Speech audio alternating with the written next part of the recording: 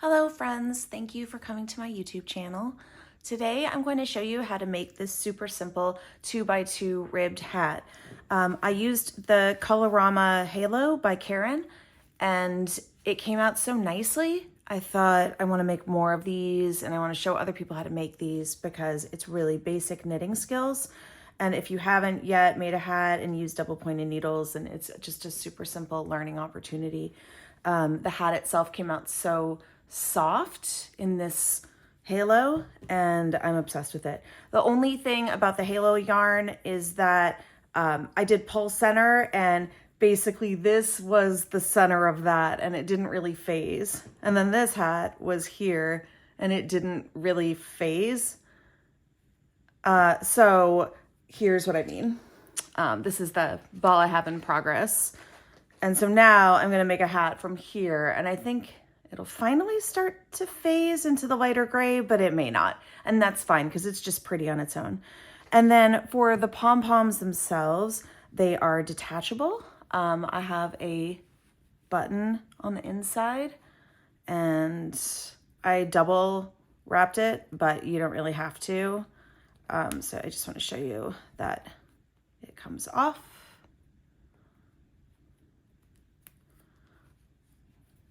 Like that. So you can take it off for washing and you can also give it as a gift or sell it if you want as interchangeable pom-poms. So both of these look really good with either pom-pom and probably would look good with the black pom-pom as well that I currently have on order. So, and to get it back in, the only thing that's tricky if, like, let's say you're giving it as a gift and they don't have a crochet hook, you just have to teach them to pull it like this, push it through any hole, grab it on the inside, and then when you find the cord, just loop it around the button. And again, one loop is sufficient. It's super stable. So let's make this super simple 2x2 rib knit hat. For this project, I'm going to be casting on 72 stitches and I'm going to use the long tail cast on. That, in my opinion, is a one size fits most. But if you want it to be bigger, you can increase it in multiples of 4. So if you wanted it to be a little bit bigger, you could do 76 stitches. If you wanted it to be much bigger, you could do 80 stitches. It just has to be multiples of 4. And for long tail cast on, I usually just try to guess how much yarn I need. And I usually guess too much, and that's fine because I like a really long tail to weave in. So I'm going to start with a slip knot.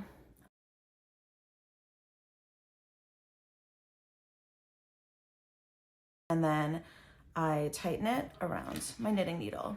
I'm using size 10 clover needles. I forgot to mention that.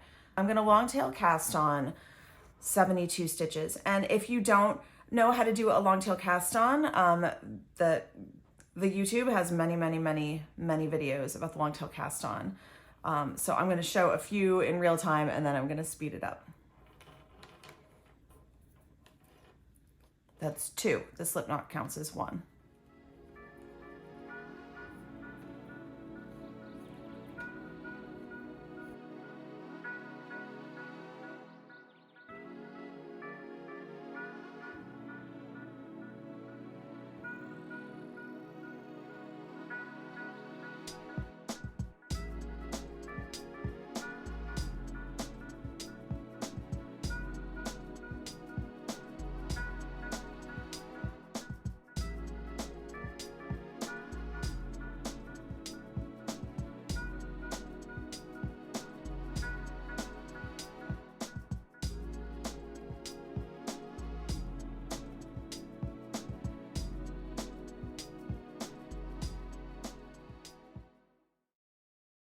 Okay, so I have 72 stitches, and like I said, I pulled way too much for the long tail cast on.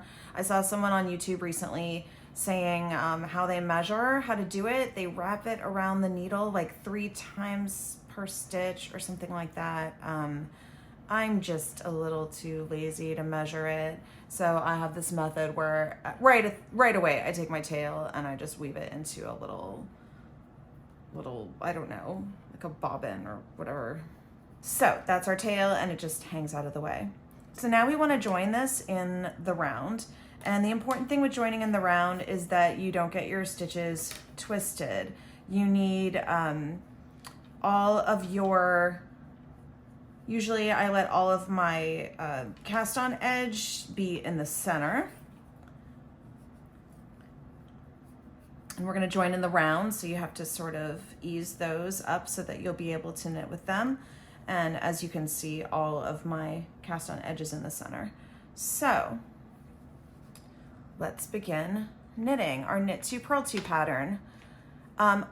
Normally you would put a stitch marker here, but I'm not going to do that because it saves me time. I'm going knit 2 purl 2 for like 1,000 years at this point, so I don't need to worry about when the round begins or ends until I get to the crown. So I'm going to add a stitch marker when I get up to the crown, but for literally 9.5, 10 inches, this is all I'm going to do is knit 2 purl 2. So there's no reason to know where you are until way later. And then I can show you how to figure out where the beginning of your round was very easily. So let's start with knit 2 purl 2.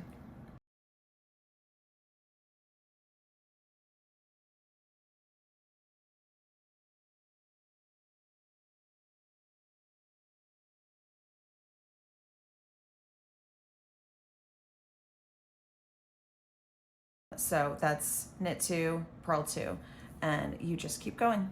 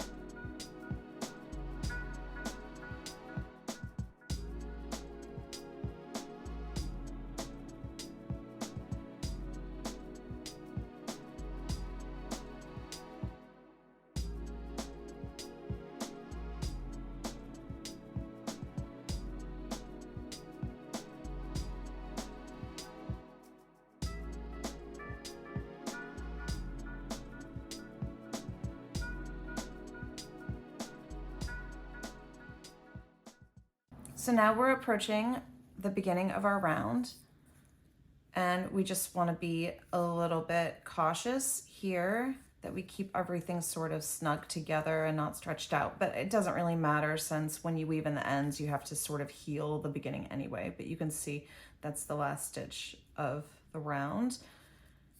And I just try to hold everything sort of like close together to not stretch it out. I give a little tug.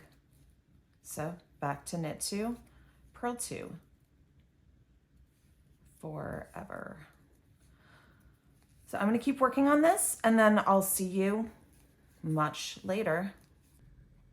So I got my piece to 10 inches from the cast on edge, and there's room for it to have a nice wide brim like I want. And then the decrease for the crown is going to happen rather rapidly. So it's going to be almost like a flat circle when it's on. So you can try it on like this. If you're careful, you won't drop stitches. Just have the circular needle hanging out on top of your head, and you can gauge how the brim is fitting, where it lands on your ears, and then it's a relatively small circle for the crown decrease. So you just try to gauge it before you start the decrease if you can. So now we're going to go ahead and begin the crown decrease. We need to place a marker now so that we can indicate where the beginning of our round is, so that we don't do too many decreases. And the way that you can find out where your cast on stitch was, if I spread this out, you can see these purl stitches. We started with a knit stitch. So I always know that this tail is going to be hanging off right before my first knit stitch, which was the actual beginning of the round. So I just follow that line up and follow it up, and here we are. So it's a straight line from my cast on. That's another reason why I don't always weave in the end until the very end, because I want to be able to track exactly where my cast on start was. So I'm going to place a marker here and then begin the decreases. We don't need to switch to double pointed needles until the circular needles get too tight to work with. So I'm going to put the decreases in text here on the screen, but I'm also going to put the decrease pattern below. I'll put the whole pattern below if you want to follow what I did, and it'll just be freely available forever. The first round, I'm going to slip the marker, and then I'm going to knit 2, and I'm going to purl 2 together. Then I'm going to knit 2, then purl 2. So that's the pattern we're going to do all the way around. It's actually in a cluster of 8 stitches that 1 decreases work. So every 8 stitches, you've got that 1 decrease with the purl 2 together. So let me do that again.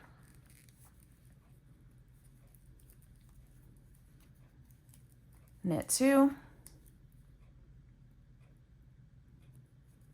purl 2 together, knit 2, purl 2. And I'm going to go all the way around like that.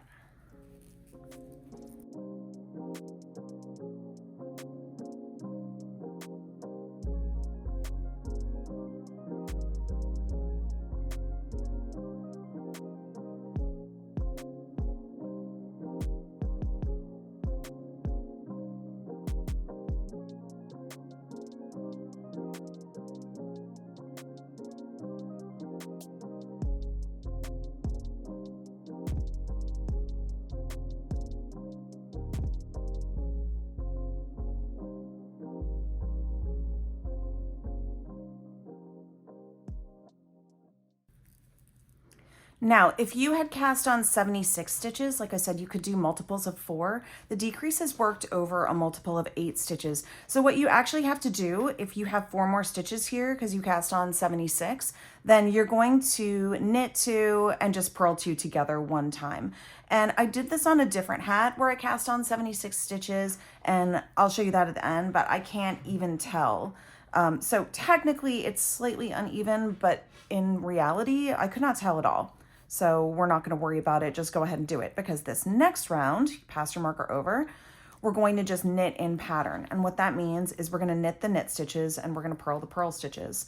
So knit 2, purl 1, because that was our previous purl 2 together. And then knit 2, purl 2. Once again, this next round is knit 2, purl 1, knit 2, purl 2. And I'm going to go all the way around like that.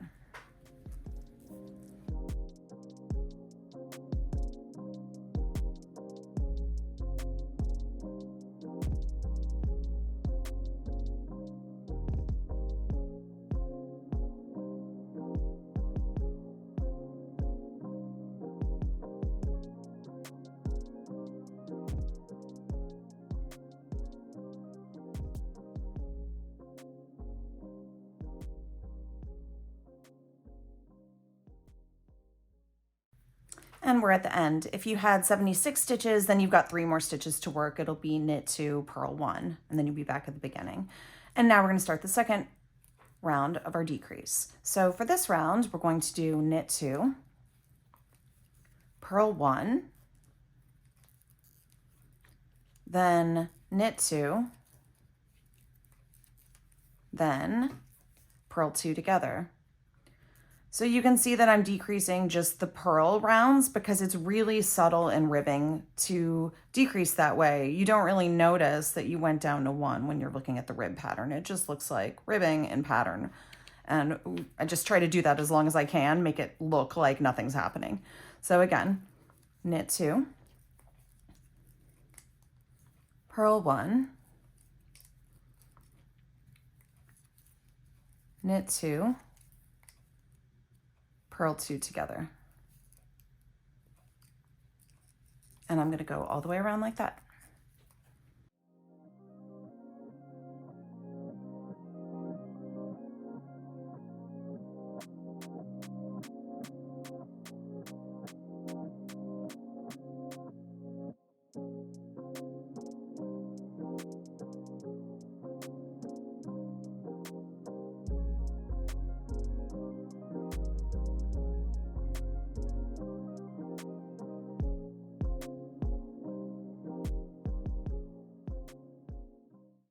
And I'm at the end of that decrease round. If you had those 3 stitches hanging out because you cast on 76 stitches, then you would just, whoopsies, you would just knit 2, purl 1. So then the next round, similar to before, we're just gonna knit in pattern. So we're gonna knit the knit stitches, knit 2, purl 1, purl the purl stitches, knit 2, purl 1, and that's all the way around now because we've done our decreases on the purl, on all of the purl stitches. So we're going to knit 2, purl 1 all the way around.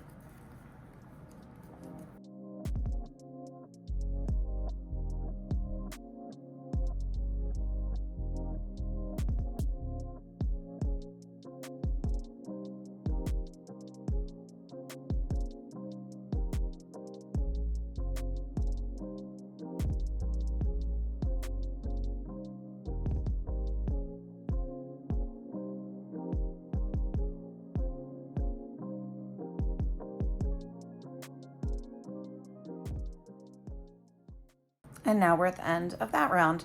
So for our next round, we're gonna start decreasing in the knit columns. And the way that I've been doing that lately is to slip, slip, knit. As opposed to, you can knit 2 together.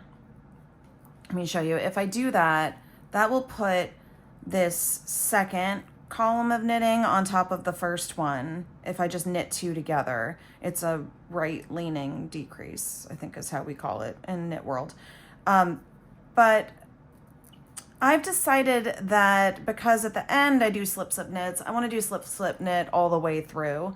You can probably do whatever you want. I just decided it's better to be consistent. So I'm going to slip, slip knit the first 2 knit stitches in my round. So the way I do that, I slip it knitwise, I slip it knitwise, I put the left needle through both, and then I knit it like that. So that's a slip, slip knit. Then I'm going to purl 1. Then I'm going to knit 2. So similar to the purl rounds, we're only going to decrease in the first half of that 8-row repeat. And then purl 1. And then we repeat that. So slip, slip, knit, purl 1, knit 2, purl 1. Let's do that one more time. And actually I'm going to switch to my double pointed needles to show you how I do that if you haven't done that before. Slip, slip,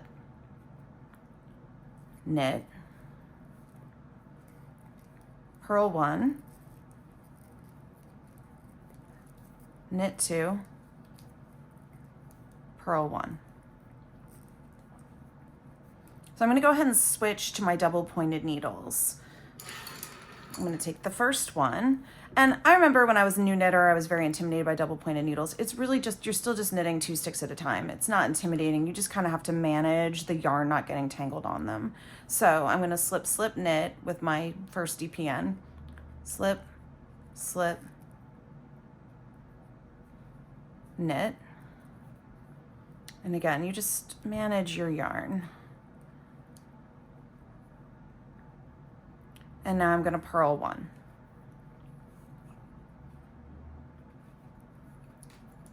Knit, knit, purl. And now I'm back at a slip, slip, knit.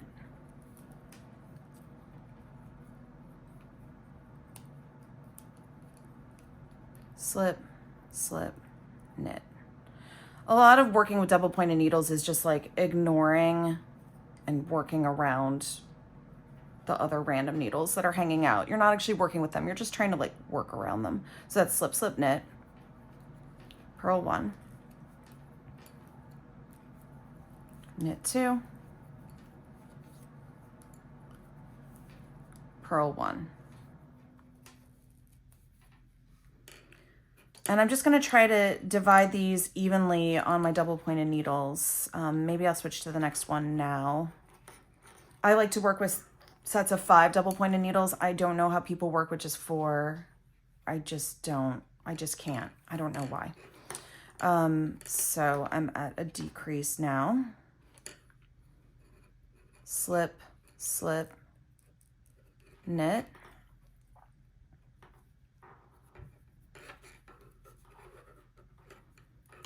Purl 1.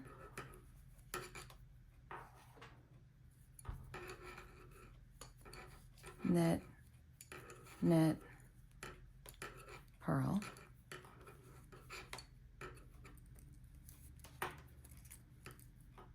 Slip, slip, knit.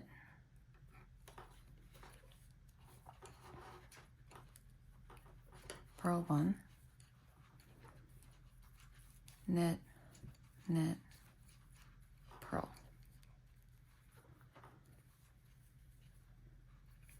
So you can see it's the same decrease pattern. I'm just moving onto double pointed needles as I go. Every, like, I guess 10 stitches.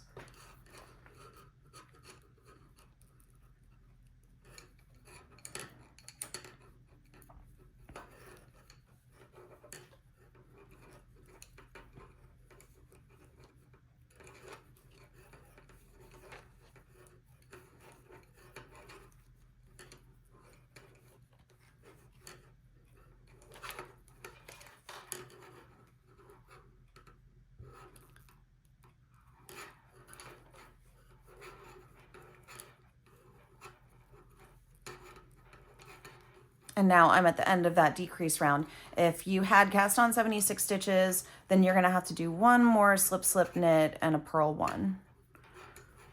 And again, slightly unbalanced, but like, I swear, I don't think you can notice it. So we're at the end of the round. I'm gonna slip the marker over onto my DPN now. And then similar to the other rounds, we're just gonna knit in pattern. So now it's knit 1, purl 1,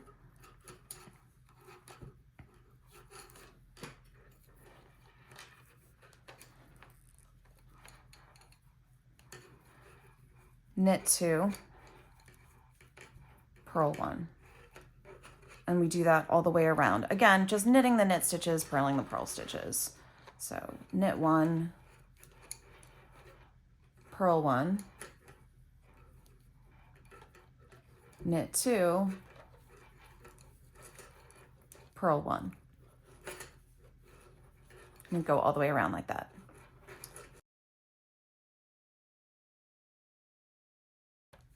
Now, if you're new to double pointed needles, I'm off my circular, yay. Just a couple tips if you're literally brand new to double pointed needles. Always knit a couple stitches off the next needle before you switch needles. If you always just like knit here, switch needle, knit here, switch needle, you end up getting like maybe little ladders in between where it gets stretched, and you really don't want that. So if you just always knit like a couple off of this, off of the next needle, and then switch to your new needle, you'll get better results. So I'll just show you that. Knit 1. I always like to end with a purl before I switch needles. I don't know if it's just me. That's my dog. She doesn't like the sound of the DPNs dragging on the table. So I just knit to the end of this needle.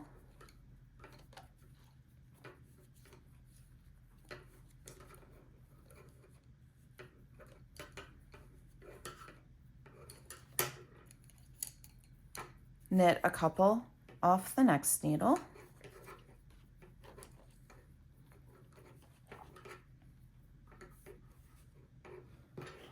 and then go to my new needle. And so you can see it's still just 2 sticks at a time. So if you're new to it, try not to be intimidated. You just ignore all these. I feel like DPNs is like cabling was for me. It was really intimidating. And then when I did it, I was like, oh really? That's it? Okay.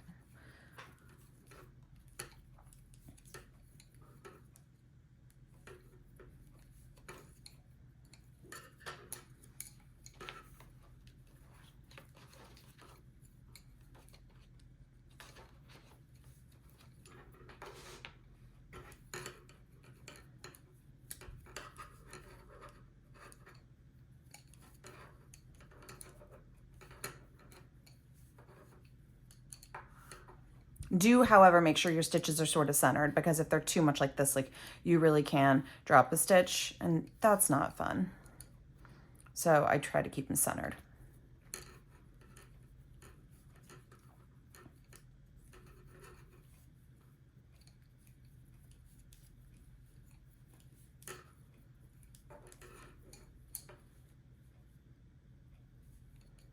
And now we are back to a decrease round. So this round goes knit 1,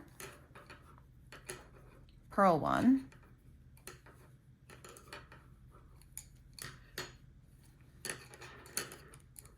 then I'm going to slip, slip, knit to decrease another knit, and then purl 1. So if you look at what we've done, now we've gone down to a 1-by-1 ribbing, a knit 1, purl 1, knit 1, purl 1 ribbing. And it's sort of seamless when you look at the hat, when it's all done. It's still ribbed, it's sort of subtle. I like it.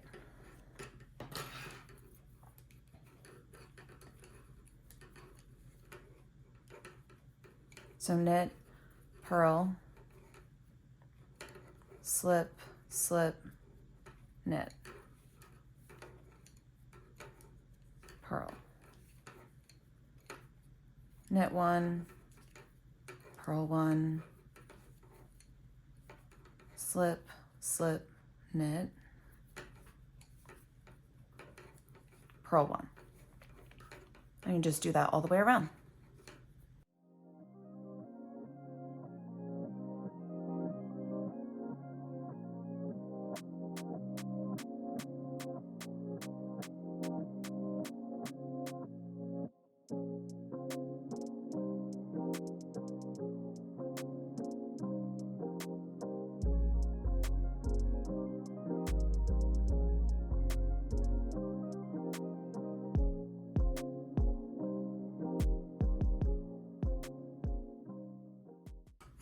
And then if you had 76 stitches cast on, you would just have 1 more knit purl.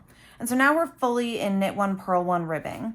I'm going to do a round similar to the others where I just knit, purl, all the way around. Once again, we're still just knitting the knit stitches and purling the purl stitches on this in between decreases round. So you don't have to think too much about it.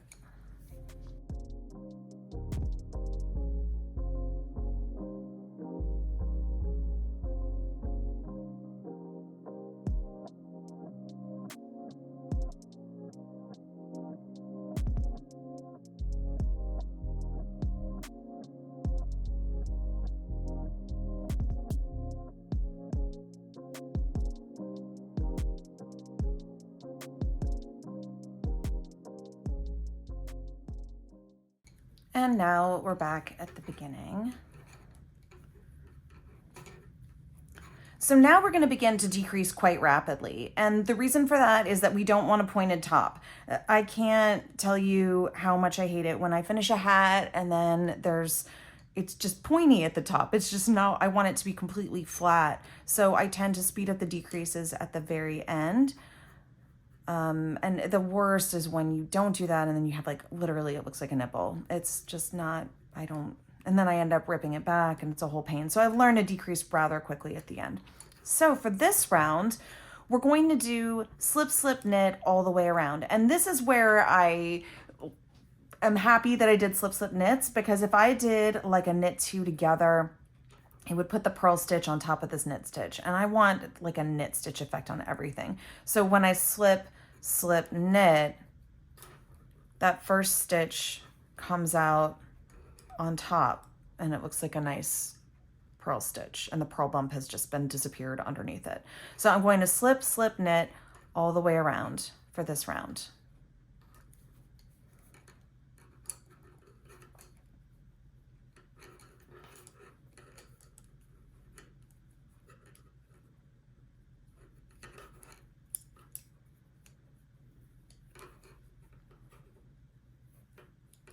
If you ever forgot to switch needles like I have here and you have one really long one, just go ahead and redistribute them. You can always reserve the option to redistribute your double pointed needles. It's your project. I might even do two more.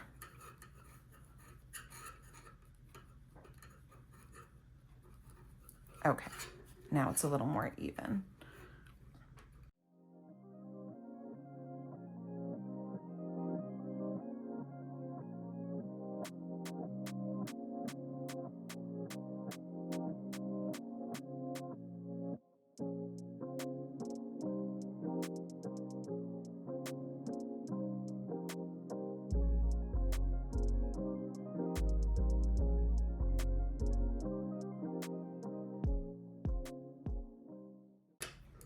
And now the last stitch, slip, slip, knit.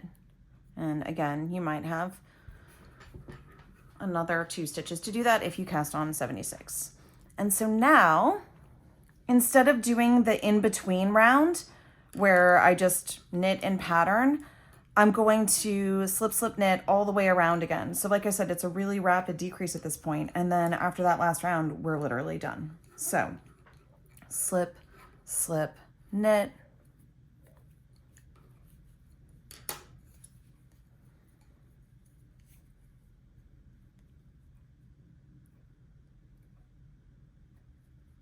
I'm pausing because I feel like that stitch got twisted for some reason. I'm not sure why. Always nice to check the orientation of your stitches. Slip, slip, knit.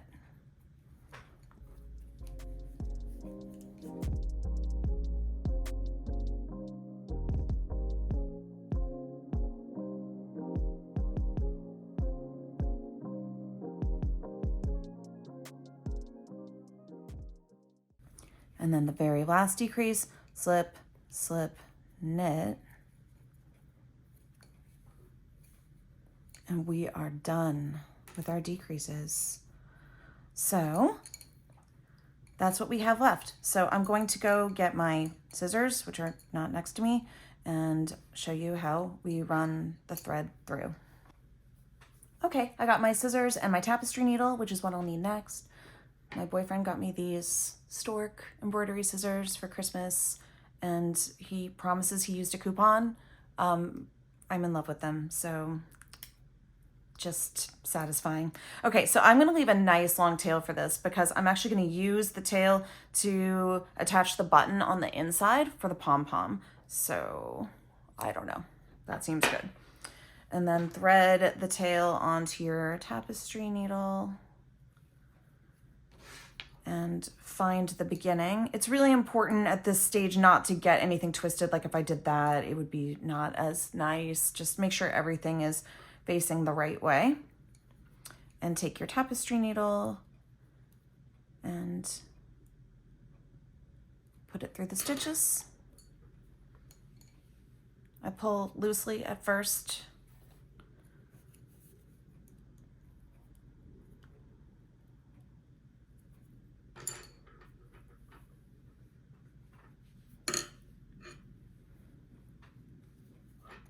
And then the last 3, you would have 1 extra if you would cast on 76. And we're off the needles. It's like my favorite part of any project. And then as you can see, all the stitches are captured by my thread, and I'm just going to pull them tight. I usually put a hand through the inside And it just makes this like beautiful little star that I love. And you can see how flat the top of this hat is. I don't know if you can see it on camera, but it's like not pointy at all. It's almost like concave, I think. Anyway, so okay, I've tightened it, and now I always run them through the same stitches again. Because like, I don't know. Sometimes I even do it 3 times. It just depends how tightly it's sitting. And then I pull it a little tighter every time. I mean, that is super not going to come undone. If you have a really tender yarn that you think might break, you might want to run it through 3 times. This yarn seems super strong because it's got like, I don't know, polyamide. It's got something in it that's making it really, really strong. Maybe I do 2.5. I don't know. I just do it till I feel like I'm done. And then making sure it's nice and tight. Then I will go ahead and put the yarn through to the inside. Sometimes I put it right through the middle, but I don't know. I guess not. I don't want to like make that a bigger hole, so I'm just going to put it through here. I feel like I never weave in the ends the same exact way. I almost don't want to show you how I do it because maybe I do it badly. I don't know. But that is the top of our hat. And I do actually love that this hat has like almost like, it looks like a slight depression there where like my pom-pom's gonna sit. I don't know. I find that very satisfying about this pattern. So I'm gonna flip it inside out now. And I'm gonna go get my button and the needle I'm gonna have to use to sew that thing on. Okay, so I've got my thread, my yarn rather, threaded onto this skinnier needle that will go through the holes of my button, whereas my normal tapestry needle will not do that. So I had to thread it onto this guy. I only have one needle that does this. Maybe you have one in your house. Maybe you would have to buy one. You also could just use regular needle and thread, but I don't know. I love using the yarn to finish it, especially if it's like strong and thick. Again, if it's a more tender yarn, maybe needle and thread is better. So I'm just going to carefully try to attach the button.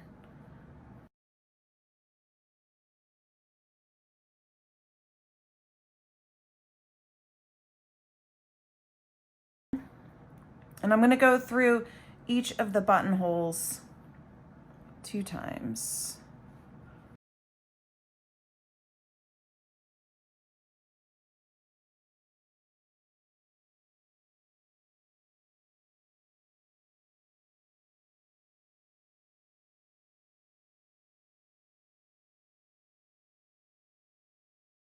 Okay, so at this point, you can take the yarn off of the sewing needle, and I'm gonna cut the tail a bit. I like long tail, but like this is sort of crazy, so maybe I'll cut it there.